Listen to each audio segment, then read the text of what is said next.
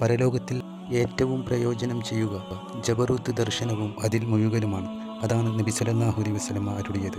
വല്ലവനും ഭൂമി നിറയെ പാപവുമായി എന്നെ സമീപിച്ചാൽ ഞാനവന് അത്ര തന്നെ മാപ്പുമായി എതിരേൽക്കും. ഖുദ്സിയ ഹദീസിൽ പറയുന്നു, എൻ്റെ ദാസൻ അറിഞ്ഞു അവന് പാപം പൊറുക്കുകയും ശിക്ഷിക്കുകയും ചെയ്യുന്ന ഒരു റബ്ബുണ്ടെന്ന്. ഇനിയും അരുളുന്നു, വല്ലവനും എൻ്റെ വലിയനോട് ശത്രുത വെച്ച് പുലർത്തിയാൽ ഞാൻ അവനോട് യുദ്ധം പ്രഖ്യാപിക്കും. എൻ്റെ ദാസൻ എന്നോട് ഫർളുകൾ കൊണ്ട് അടുക്കുന്നത് പോലെ മറ്റൊന്നും കൊണ്ടും അടുക്കുന്നില്ല. സുന്നത്തുകളിലൂടെ എൻ്റെ ദാസൻ എന്നോട് അടുത്തുകൊണ്ടേയിരിക്കും. ഒടുവിൽ ഞാൻ അവനെ സ്നേഹിക്കും. ഞാൻ സ്നേഹിച്ചാൽ അവൻ കേൾക്കുന്ന കാതും കാണുന്ന കണ്ണും പിടിക്കുന്ന കൈയും നടക്കുന്ന കാലും ഞാനായിത്തീരും. എന്നോടവൻ ചോദിക്കുന്നതെല്ലാം ഞാൻ കൊടുക്കും. അഭയം തേടിയാൽ നൽകും. ഒരു കാര്യത്തിനും എനിക്ക് വിഷമം തോന്നാറില്ല. എന്നാൽ എൻ്റെ വിശ്വാസിയായ ദാസൻ മരിക്കാൻ ഇഷ്ടപ്പെടാതിരിക്കുമ്പോൾ അവൻ്റെ മനസ്സ് വിഷമിക്കുന്നതിൽ മാത്രം എനിക്ക് വിഷമമുണ്ടാകുന്നു. അള്ളാഹു ഒരാളെ സ്നേഹിച്ചു, മലക്കുകളും സ്നേഹിച്ചു, അതോടെ ഭൂമിയിലുള്ളവരും അയാളെ സ്നേഹിച്ചു. എന്നിട്ട് ഈ കൂട്ടത്തിൽപ്പെടാതെ ഒരുത്തൻ വേറിട്ട് നിന്ന് അദ്ദേഹത്തോട് ശത്രുത കാണിച്ചാൽ അയാളിലേക്ക് അള്ളാഹുവിൻ്റെ ശാപം ഇറങ്ങുന്നു. റഹ്മത്ത് അയാളെ വിട്ടകരുന്നു. അള്ളാഹുവിൻ്റെ പൊരുത്തത്തിന് പകരം അയാളിൽ കോപം വർഷിക്കുന്നു. അള്ളാഹുവിൻ്റെ സ്നേഹപാത്രമായ മനുഷ്യൻ നമുക്ക് കാണിച്ചു തരുന്ന നിയമവ്യവസ്ഥകളും ദീനുമായിരിക്കും. അള്ളാഹുവിൻ്റെ റഹ്മത്തിനുള്ള മാർഗം അള്ളാഹുവിൻ്റെ പൊരുത്തം അതിൽ മാത്രമായിരിക്കും. ഇത് കുറച്ചു മതി കൂടുതൽ കൂലി കിട്ടാൻ. മനുഷ്യൻ ഫർളുകൾ പുറമെ സുന്നത്തുകളും കൂടുതൽ ചെയ്യുമ്പോൾ അള്ളാഹുവിൻ്റെ സ്നേഹപാത്രമായി തീരുന്നു. പൊരുത്തത്തിന് പ്രതിഭവിക്കും. റഹ്മത്ത് അയാളെ വലയം ചെയ്യും. അതോടെ അയാളുടെ അവയവങ്ങൾ വീര്യം കൂടുന്നു. ദിവ്യമായ തേജസ്സിൻ്റെ വീര്യമാണത്. അയാളിലും സമ്പത്തിലും സന്താനങ്ങളിലും ബറക്കത്ത് കൂടി വരുന്നു. ദുആക്ക് ഉത്തരം കിട്ടുന്നു. പാപത്തിൽ നിന്ന് സുരക്ഷിതത്വമുണ്ടാകുന്നു. ഇതാണ് കർമ്മങ്ങളാലുള്ള ദിവ്യ സാമീപ്യം ലഭിക്കൽ.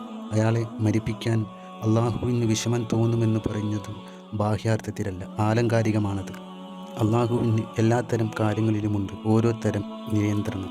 വ്യക്തിപരവും ശാരീരികപരവുമായ നിയന്ത്രണങ്ങളുണ്ട്. അതനുസരിച്ചാണ് ഒരാളെ രോഗിയാവാനോ മരിക്കാനോ വിഷമിപ്പിക്കാനും വിധിക്കുന്നത്. എന്നാൽ അള്ളാഹുവിൻ്റെ ചിട്ട തൻ്റെ പ്രിയപ്പെട്ടവരെ സംബന്ധിച്ചിടത്തോളം ഒരു തരത്തിലും അവർക്ക് തിന്മ വരുത്താതിരിക്കലാണ് ഉദ്ദേശം. ദിക്റിൻ്റെ മഹത്വത്തെക്കുറിച്ച് നബി സല്ലല്ലാഹു അലൈഹി വസല്ലമ അരുളി, ഞാൻ നിങ്ങൾക്ക് നിങ്ങളുടെ റബ്ബിങ്കൽ സംശുദ്ധവും ഉത്തമവുമായ ഒരു കർമ്മം പറഞ്ഞു തരട്ടെ. നിങ്ങളുടെ പദവികളെ അത് കൂടുതൽ ഉയർത്തും. സ്വർണവും വെള്ളിയും ദാനം ചെയ്യുന്നതിനേക്കാൾ ഉത്തമമാണത്. ധർമ്മയുദ്ധത്തിൽ പൊരുതി മരിക്കുന്നതിനേക്കാൾ ഉത്തമമാണത്. സ്വഹാബികൾ പറഞ്ഞു തരിക നബിയെ. അള്ളാഹുവിൻ്റെ ദിക്റാണത്. ഏറ്റവും ഉത്തമമെന്ന് പറയുന്നത് ആപേക്ഷികമാണ്. വീക്ഷണത്തിനനുസരിച്ചാണത്. ആത്മാവ് ജബറൂത്തിലേക്ക് മുന്നിടുന്നത് പരിഗണിക്കുമ്പോൾ ദിക്റാണ് ഏറ്റവും മഹത്തായ കർമ്മം. പ്രത്യേകിച്ച് സംശുദ്ധമായ ആത്മാക്കളിൽ അവർക്ക് റിയാളുകളുടെ ആവശ്യമില്ലാതായിരിക്കുന്നു. എപ്പോഴും അള്ളാഹുവിങ്കിലേക്കുള്ള ആഭിമുഖ്യമാണ് അവർക്ക് ആവശ്യം. ദിക്ർ ഉപേക്ഷിക്കൽ ഖേദത്തിന് വഴിവെക്കും. നബി സല്ലല്ലാഹു അലൈഹി വസല്ലമ അരുളി, അള്ളാഹുവിനെ ഓർക്കാത്ത ഒരു സദസ്സിൽ ഒരാൾ ഇരുന്നാൽ അയാൾക്കത് ഖേദമായിത്തീരും. അള്ളാഹുവിനെ ഓർക്കാത്ത ശയ്യയിൽ ഒരാൾ കിടന്നാൽ അയാൾക്കത് ഖേദമായിത്തീരും. ഇനിയും അരുളി, ഒരു ജനത അള്ളാഹുവിനെ ഓർക്കാതെ ഒരു സദസ്സിൽ നിന്ന് എഴുന്നേറ്റാൽ അവർ എഴുന്നേൽക്കുന്നത് കഴുതയുടെ ശവത്തിൽ നിന്നാണ്. അതവർക്ക് ഖേദമായിത്തീരും. ഇനിയും അരുളി, അള്ളാഹുവിനെ സ്മരിക്കാതെ നിങ്ങൾ വർത്തമാനം പെരുപ്പിക്കരുത്. അത് കൽബിന് കടുപ്പം കൂട്ടും.